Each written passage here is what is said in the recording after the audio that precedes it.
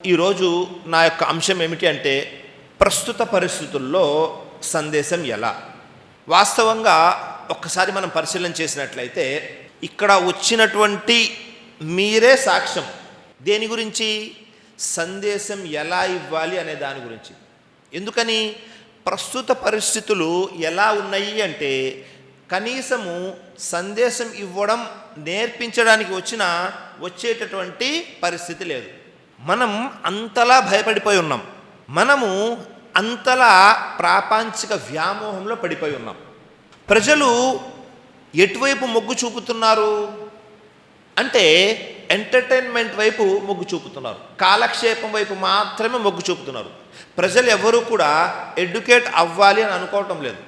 ప్రతి ఒక్కళ్ళకి ఈ సమయం గడిచిపోతే చాలు అనే ఆలోచనలు ఉన్నారు. ఆ ప్రభావం ఎంత ఎక్కువ అయిపోయింది అంటే ధార్మిక ప్రసంగాల్లో కూడా అదే ఆలోచనలో ఉన్నారు. ఈరోజు నేను ప్రసంగం వినడానికి వెళ్ళానండి.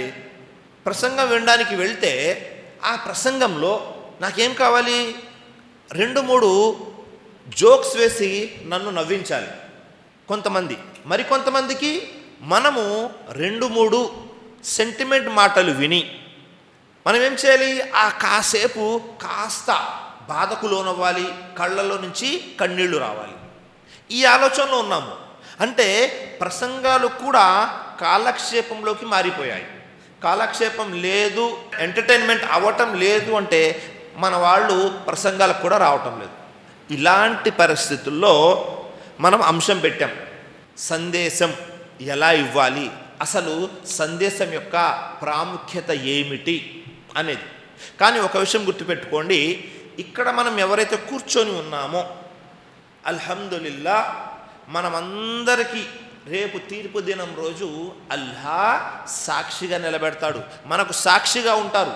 ఎందుకని మనము మన నగరంలో సందేశం ఎలా ఇవ్వాలి అనే అంశం పెడితే ఎవరెవరు వచ్చారు, ఎందుకు వచ్చారు అనేది ఇక్కడ మనం ఎవరైతే కూర్చొని ఉన్నామో అందరి యొక్క హాజరు పట్టిక దైవదూతల దగ్గర ఉంది. రేపు తీర్పు దినం రోజు ఇదంతా కూడా అల్లా ఎలాగైతే మనం ఇప్పుడు కెమెరాలో రికార్డ్ చేస్తున్నామో అలాగే సృష్టికర్త అల్లా దగ్గర ఈ పూర్తిగా రికార్డ్ అయి ఉంటుంది. కానీ నిరుత్సాహపడాల్సిన అవసరం లేదు.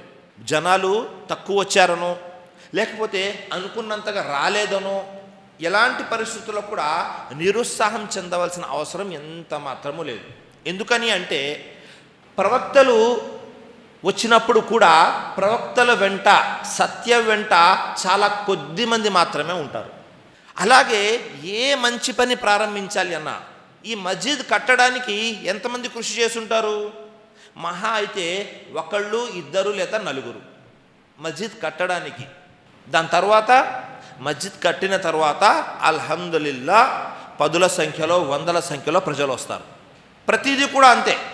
మనము ఏదైతే సందేశ రంగంలోకి రావాలి అనుకుంటున్నామో, సందేశం ఇవ్వాలి అనుకుంటున్నామో, మన వెనుక ఎంతమంది ఉన్నారు అని మనం వారి ముందు నిలబడ్డం కాదు. మన వెనుక ఎవ్వరు లేరు. మనం మన ప్రయాణం ప్రారంభిస్తే ఆ వెనుక వచ్చేవారు వస్తూనే ఉంటారు. వారు రాకపోయినా మనకు వచ్చిన నష్టమేమీ లేదు, ఇబ్బంది ఏమీ లేదు. కాబట్టి ఈ విషయాన్ని జాగ్రత్తగా గుర్తుపెట్టుకోండి. మనం ఏదైతే ప్రయాణం ప్రారంభించామో దావా సందేశం ఎలా అనేది, ఈ సందేశ భాగంలో మనకు ఎవరైనా తోడుగా వచ్చారు అంటే అల్హమ్దులిల్లా.